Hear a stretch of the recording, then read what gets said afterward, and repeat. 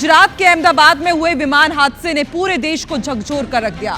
Plane crash में अब तक 265 लोगों के शव बरामद कर लिए गए हैं। इनमें से 241 मृतक विमान में सवार पैसेंजर्स और क्रू मेंबर्स थे और 5 मृतक उस मेडिकल हॉस्टल के थे जहां प्लेन क्रैश हुआ था। विमान जिस बीजे मेडिकल कॉलेज हॉस्टल पर गिरा, वहां 50 से ज्यादा लोग मौजूद थे। 4 MBBS छात्र और एक डॉक्टर की पत्नी की मौत हुई है, जबकि हॉस्टल से 45 से ज्यादा स्टूडेंट्स को सुरक्षित निकाला गया। इसके साथ ही प्लेन क्रैश में मारे गए लोगों की पहचान के लिए अब DNA टेस्ट लिए जा रहे हैं और जांच के लिए क्रैश साइट पर NSG की टीम पहुंच चुकी है। IPC 24 की टीम भी ग्राउंड जीरो पर पहुंची और हादसे से जुड़ा हर अपडेट जाना। हादसों के चश्मदीदों, डॉक्टर्स और SDRF की टीम से हमने बात की। अहमदाबाद में ग्राउंड जीरो से पूरा अपडेट बताएंगे IPC 24 संवाददाता रवि हेमरा सिसोदिया।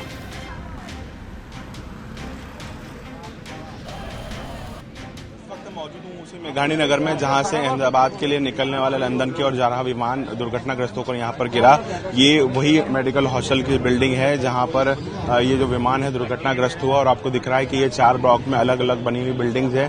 पहले ब्लॉक पर टकराने के बाद में इसके तीनों जो ब्लॉक्स हैं वहां पर आग फैलती है और तकरीबन 241 यात्री जो हैं इसमें अपनी जान जो है वो खो चुके हैं। एक यात्री जो है फिलहाल इसके अंदर बचा हुआ है। यहाँ के तमाम सारे रेसिडेंट्स, यहाँ के जो लोग हैं, आसपास के लोग हैं, वो अब यहाँ पर देखने के लिए पहुंच रहे हैं क्योंकि ये इतना बड़ा दर्दनाक हादसा था जिसमें जो कैबिन क्रू सहित 12 से अधिक मेंबर मौजूद थे और तकरीबन हर उम्र के जो लोग थे वो इसमें सवार थे। बच्चा, बूढ़ा, जवान और महिला, पुरुष सब लोग इसी के अंदर सवार थे।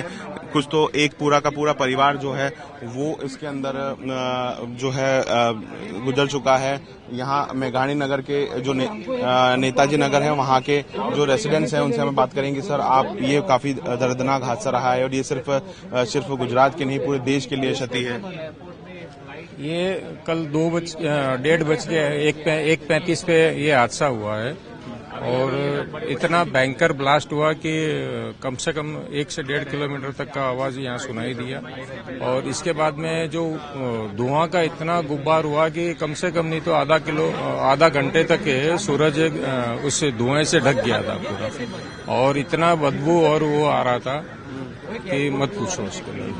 ये दुखद हादसा है देश के लिए भी और गुजरात के लिए भी। अमूमन आप लोग यहाँ घूमने के लिए आते हैं, बताया जा रहा है कि सुबह मॉर्निंग वॉक के अंदर आते हैं हम तो, और हम यहाँ पास के अंदर ही रहते हैं, आधा किलोमीटर दूर ही रहते हैं यहाँ पे।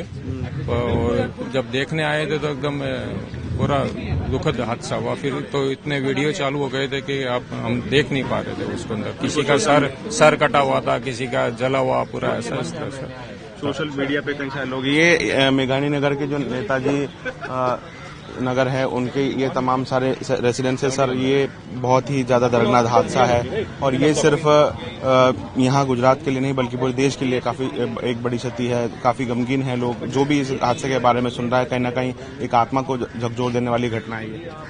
हाँ जी, सही बात है, क्योंकि हम लोग तो यहाँ बहुत सालों से यहाँ रह रहे, तो ये हमने कल मेरे घर में से ये फ्लाइट जाती हुई देखी, लेकिन 1 सेकंड के लिए तो मुझे लगा कि उसी टाइम कि आज ये इसमें कुछ गड़बड़ लगता है, क्योंकि जो हाइट उसको मिलनी चाहिए वो हाइट मिली नहीं थी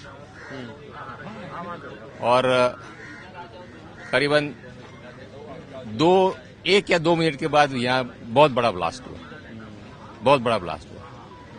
और जब फटाक से मैंने ऊपर टेरेस जाके देखा तो बहुत बड़ा एकदम काला काला धुआं ऊपर से आ रहा था, तब जाके लगा। लेकिन मैं यहाँ तक तो नहीं आ पाया क्योंकि बहुत भीड़ थी, पुलिस ने भी सब बंद कर दिया था। लेकिन ये हमारा बहुत पुराना एरिया है, हमारा ये मॉर्निंग वॉक करने के लिए का एरिया है। डेली हम यहाँ पे आते हैं। इसके पीछे मॉर्निंग वॉक के लिए आते हैं। ये हमारे बड़े भाई है, अश्विन भाई है, हम साथ में। ये हम मेरे से भी पुराने यहाँ पे रहने वाले।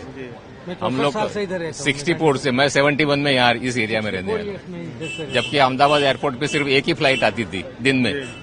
वो फ्लाइट देखने के लिए हम लोग साइकिल लेके जाते थे। अब इतना फ्लाइट्स हो गया है कि रात को भी फ्लाइट जाती रहती है। कभी कभी तो हमको भी डर लगता है कि अभी साला कभी एक गड़बड़ हो जाएगा। तो कल उसका रियलाइजेशन हो गया, ऐसा लगता है। मतलब आपने ये फील किया था कल? आपने बिल्कुल फील। और कल जो ये फ्लाइट टेकअप हुई ना, उसी टाइम हमको लगा कि ये इस फ्लाइट के अंदर कुछ गड़बड़ होने वाली है। और विद इन 30 सेकंड ये ब्लास्ट हुआ। प्रिंस हमारे साथ में मौजूद हैं। जिस समय बीजे मेडिकल जो हॉस्टल है वहाँ पर जब ब्लास्ट हुआ, लोग फंसे हुए थे, वे अपने दोस्तों के साथ में उनको निकालने का प्रयास कर रहे थे। प्रिंस, कितने लोगों को निकाला, क्योंकि काफ़ी दर्दनाक हादसा है और ये सिर्फ इस प्रदेश के लिए नहीं, पूरे देश के लिए क्षति है। मेरे अभी रूह काँप रहे जो सोच के हमें, इतने दर्द, हमने इतनी लाशें निकाली, करीब 10 या 15 जैसी लाशें तो मेरे ग्रुप ने मिलकर निकाली। फिर आर्मी और फिर पुलिस और सब आए, फायर ब्रिगेड वाले और एम्बुलेंस वाले सब आके फिर हमने निकाली है। जहाँ कैंटीन में लोग खा रहे थे उनका खाना आधा छूटा हुआ है, पर हमने हमारे दिल को कंट्रोल किया और सबको जान बचाने में समझा। 2 लाशें, मेरी 2 व्हीलर थी, मैं 2 व्हीलर पे लेके भागा हुआ हूँ। कितने लोगों को प्रिंस आपने निकाला? क्योंकि मेरे को अभी भी लग रहा है कि आप उस दुख में है, उस गम में है, आपकी आंखों में वो आंसू साफ देख सकता हूँ और इस दुख में हर कोई आप लोगों के साथ में है। ये भयावह मंजर जिंदगी भर ना भूलने वाला मंजर है। मैं बोल नहीं सकता, मेरे ग्रुप ने मिलकर टोटल 10 या 15 जैसी निकाली होगी। मेरे हाथ में जो आई मैंने 4 निकाली थी लाशें और मेरी दादी साथ में थी, उनको मैंने बाहर रखा क्योंकि सबसे पहले हमने ना सिलेंडर्स निकालने में सोचा। सिलेंडर्स होते तो और ज़्यादा ब्लास्ट हो सकता था और मेरे लड़के लोग ने सबने अपनी जान की परवाह की, अंदर आँख में घुस के भी सिलेंडर्स उन लोग ने निकाले कैंटीन में से। स्टूडेंट्स थे, एक छोटी बच्ची, फैमिलीज भी थी यहाँ पे रहते हैं, अंदर फैमिलीज भी है। मेरे फ्रेंड भी रहता है अंदर, मैं जिसके साथ 10th क्लियर कर रहा है वो उसकी फैमिली रहती है साथ में। फैमिलीज भी थी, पर उस फैमिलीज में से एक बच्ची की, छोटी बच्ची 4 या 5 साल की बच्ची भी खाना खाने बैठी थी यहाँ पे। देखिए, बिल्कुल एक दर्दनाक हादसा जो रहा है, क्योंकि जैसा कि उन्होंने बताया, प्रिंस जो कि यहाँ के लोकल जो पार्षद है उनका बेटा है और उनके साथ के लोग जो हैं इस हॉस्टल से लोगों को निकाल रहे थे। 12 से 15 लोगों के जो स्टूडेंट्स हैं उनकी बॉडी जो है वो निकाली गई है, जो कि उन्होंने बताया है। इस पूरे हादसे में जो एक व्यक्ति सर्वाइवर बचा है और वो भी चमत्कार से किसी कम नहीं है, रमेश विश्वास कुमार। उनको सबसे बचाने वाले 108 के ये वो लोग हैं।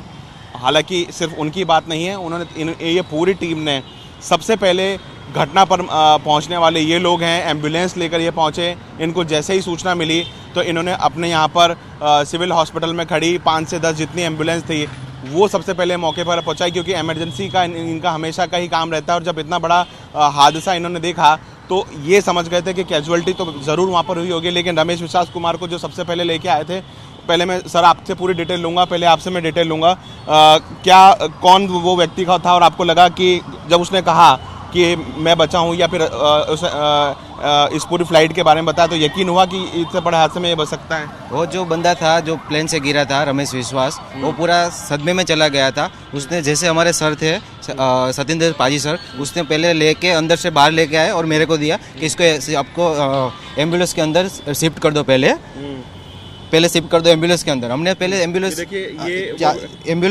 लगाई। ये रमेश विश्वास है जिसको मैंने साथ में ये आप चल रहे हैं। आपका नाम क्या है? मेरा नाम चिराग संतोखी है। हाँ। मैं लेके उसको एम्बुलेंस में हैंड ओवर किया और उसको लेके अंदर गया। उसको खुद नहीं पता था कि मैं कहाँ पे हूँ, वो इस आदमी में चला गया था। क्या बोल रहा था उस समय पे जब अगर उसको आप लेके जा रहे थे उस समय पे? उसने बोला था कि मेरे और भी साथीदार थे और उसकी क्या सिचुएशन है मुझे कुछ पता नहीं चल रहा, मैं कैसे बचा वो मेरे को भी खुद नहीं पता है। आप लेके गए हो, थैंक यू। उसने हमको 108 में शिफ्ट किया। क्या नाम है आपका? मेरा चिराग संतोखी नाम है। चिराग, जो कि उनको सबसे पहले एम्बुलेंस में बिठाए, वो हमारे साथ में है। रमेश विश्वास कुमार एकमात्र इस पूरे लोगों में बचने वाले व्यक्ति हैं, लेकिन ये पूरी टीम इन सबके लिए एक बहुत ज़ोरदार क्लैप बनता है, इनके लिए सराहना बनती है, क्योंकि सबसे पहले ये लोग पहुंचे, इन्होंने मदद करी है। IBC 24 की टीम इनका बहुत धन्यवाद देती है, क्योंकि इस दुख की घड़ी में वो सबसे पहले पहुंचे। सर, कितनी लोगों की आपकी टीम थी और आप लोग सब साथ में पहुंचे?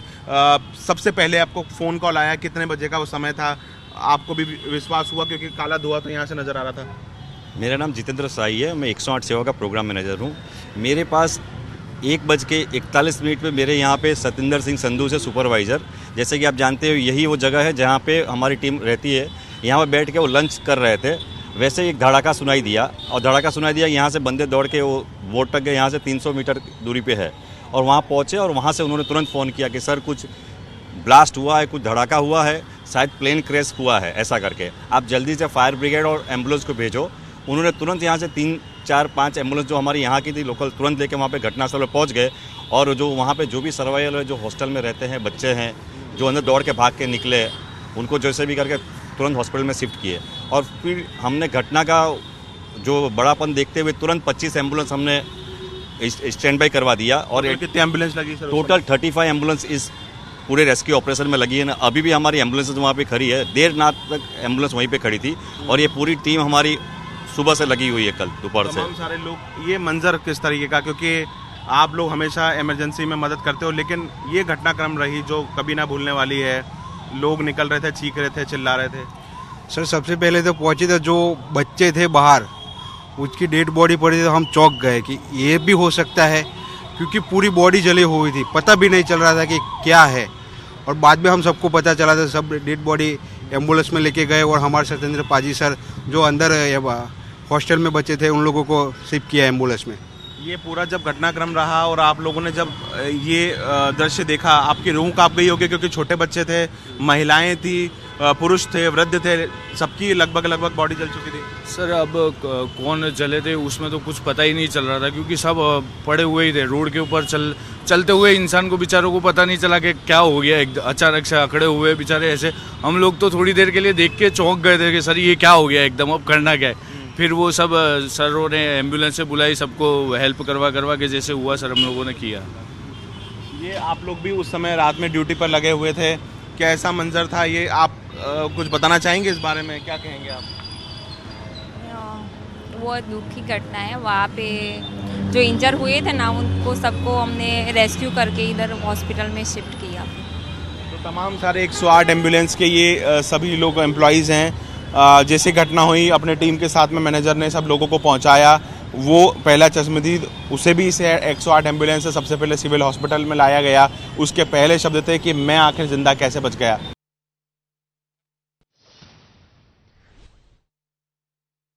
एसडीआरएफ की टीम के वो लोग जो लगातार इस रेस्क्यू ऑपरेशन में शामिल थे, जिन्होंने पूरा मलबा हटा के लोगों को निकाला, वो लोग हमारे साथ में हैं। सबसे पहला सवाल तो यही कि इतना बड़ा दर्दनाक हादसा, क्योंकि ये आपके लिए भी काफ़ी डिफिकल्ट रहा है, क्योंकि रेस्क्यू ऑपरेशन तो बहुत देखे, लेकिन ये इस तरीके का ये ऐसा रेस्क्यू ऑपरेशन हमने फर्स्ट टाइम यहाँ पर किया है।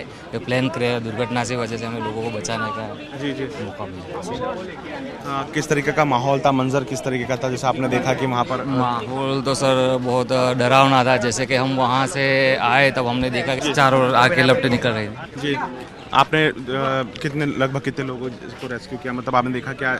हमने, हमारे टीम एसडीआरएफ एनडीआरएफ के सबने मिलकर रेस्क्यू किया है। कई सारे बंदों के रेस्क्यू किया। कितने लोगों की टीम थी आप लोगों की? हमारे 65 लोगों की टीम थी। 65 लोगों की टीम थी। आपका क्या शुभ नाम है? मेरा नाम है जयेश भाई राठौर। जयेश भाई, ये काफ़ी दर्दनाक हादसा रहा है, पूरे देश गमगीन है। जब ये उस समय आप रेस्क्यू कर रहे थे, कैसी भयावह स्थिति थी, क्योंकि उस समय काफ़ी आग की लपटें भी निकल रही थी, और इस सिचुएशन में रेस्क्यू करना? इस सिचुएशन में सर हम जब आए तब आग की लपटें निकल रही। फायर ब्रिगेड वाले आग बुझाने का काम करे। हमारा काम मलबा हटाकर और वहाँ पर से लोग फंसे हुए थे उनको बाहर निकाला कर हॉस्पिटलाइज करना। कितने लोग हॉस्पिटलाइज, मतलब क्योंकि बहुत डिफिकल्टी आ रही होगी उसके मलबा में से? उस वक्त जो काम कर रहे थे तो हमारी सब टीम थी, तो सब ऐसा कोई परफेक्ट फिगर नहीं कि हमने कितने बंदों को निकाला, लेकिन हमें पूरा काम पूरे दिल से गए। और क्योंकि हमने देखा वहाँ पे बहुत ज़्यादा मलबा था, और ऐसे में निकालने में काफ़ी डिफिकल्टी आ रही होगी, क्योंकि उसमें आपको ये भी देखना है कि आपको बॉडी निकालना है, क्योंकि ये इस तरीके से। हाँ सर, उसमें डिफिकल्टी बहुत ही, तो मलबे के नीचे सब बॉडी अंदर होती, तो जीसीबी की मदद से सब मलबा हटाया।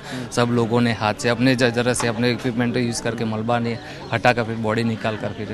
आपदा प्रबंधन का काम तो होता ही है कि इसी सिचुएशन में काम करना, लेकिन आपके जीवन का ये सबसे बड़ा ऐसा इंसिडेंट होगा और जीवन भर याद रखने वाला? जीवन भर ये इंसिडेंट हमें पूरी लाइफ टाइम याद रहेगा। जब भी हम यहाँ से आएंगे निकलेंगे, वो पुरानी सोच जब दिमाग में वो हो गया। बिल्कुल, ये देखिए, ये एसडीआरएफ के तमाम सारे लोग, एक बार मैं आपको दिखाने की कोशिश करूंगा। तकरीबन 65 से अधिक ये जो लोग हैं, इनकी टीम थी, और जैसा कि उन्होंने बताया कि जब यहाँ पर पहुँचे थे काफ़ी भयावह मंजर था, पूरे मलबे में से लोगों को निकालना, और ये आपदा प्रबंधन का उनकी ज़िंदगी का अब तक का हमेशा ज़िंदगी भर याद रखने वाला ऐसा मंजर रहेगा, जब उन्होंने इस प्रकार से घटना में मलबा हटा के लोगों की लाशें निकाली, उनको अस्पताल तक पहुंचाया। कैमरा पर्सन अखिलेश जायसवाल के साथ रवि हमरा सिसोदिया, अहमदाबाद।